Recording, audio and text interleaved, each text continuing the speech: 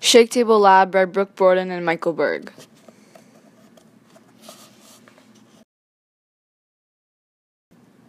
Using Sketch, we have made a building or structure sketch. Michael Berg and I both made separate sketches and collaborated for a final decision. Each story was 18 centimeters tall, making the actual building 36 centimeters tall. Each story was 19.5 centimeters wide. The base of the structure needed to be very secure, so Michael Berg and I are securing the uprights at the base with tape. Tape kept the structure connected to the cardboard surface with little chance of moving. Now Michael Berg is connecting the floors to the uprights with tape. I held the structure up straight so that he would place the straws and make the floors on correctly. We put in the paper as the actual floors, but had to make sure they were properly connected to the uprights and secure. Tape was very helpful here because we didn't have many straws left to support the paper, so we used a great amount of tape for more support. My partner and I then decorated the building for more interest, so I am placing a piece of paper on the structure from Michael to tape. Together, the process was easier because one person could hold the decoration down while the other person taped it. Before, Michael and I were building our tower, but with new architectural instructions, we have designed the building to fit the new rules. The decorations took some time, but we were able to complete them with each other's help. Here's our tower with the weight in it. The weight that is in the tower here is the weight that will be used on the actual shake table. While holding 4 sandbags, our tower was very stable and able to hold the sandbags with ease. The strengthening was hard to do because we had a limited amount of straws. Our solution was to use a great amount of tape to put the parts in place. The strongest parts on our tower would have to be the first story joints. We really wanted these parts to be strong because they were holding the most weight other than the cardboard. The weakest parts on our tower would have to be the center of the floors. The lack of straws available to use at the end caused this because we had used a lot of our straws on the earlier parts.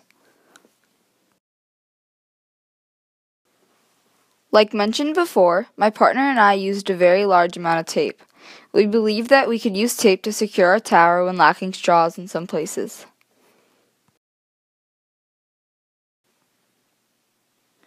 We were given extra straws like the other groups for the decorations, but not for the floors. We just used what we had for the floors, which was 4 straws, and tried our best to use them in the most efficient way.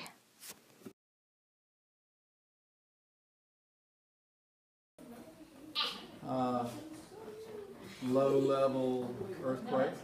It's pretty strong. Pretty strong. Oh, it's good. Good job, guys. What's the all-time 24. record? Ava Yang! His friend. What's the record of all time? 22. It's like 10. We just were 24 now. it! This is 24. The joints. It's the joints. It's the joints. It's all the tape we used. It's all the tape. Yeah, be glad we used your tape, guys. Use all your tape for this. Alright, this is for 24. Oh my god! I'm detecting a major disturbance. No! Yes! No!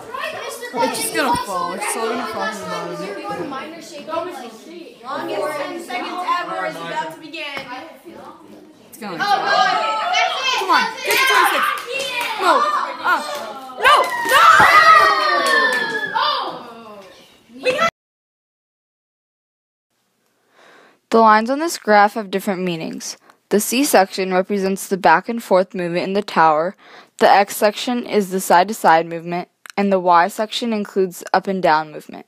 All of these are showing the movement when the building fell.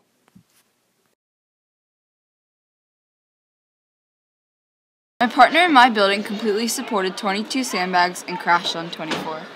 The building failed at where the lower right upright meets the straw that connects the base to the building. It failed because they weren't connected well enough and they were a little loose from each other.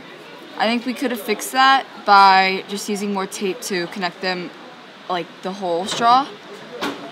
And I learned from this that building an earthquake-proof building is difficult, and because there's a lot of requirements that you need to meet, so the building distributes the weight evenly and it can stay up.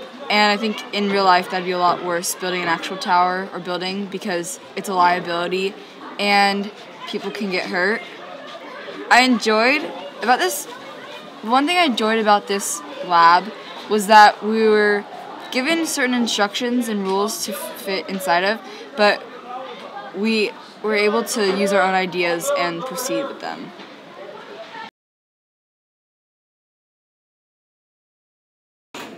Our tower completely supported 22 sandbags and collapsed trying to support 24.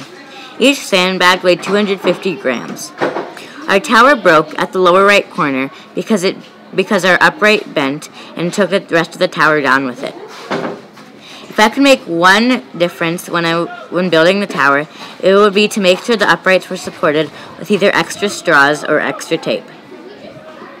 One thing I learned about building an earthquake-proof building is that you have to make sure that your uprights and your joints are very strong to support the weight and distribute the weight. One thing I enjoyed about working on the building is working with my partner Brooke and experimenting and trying new ways for our tower to support weight.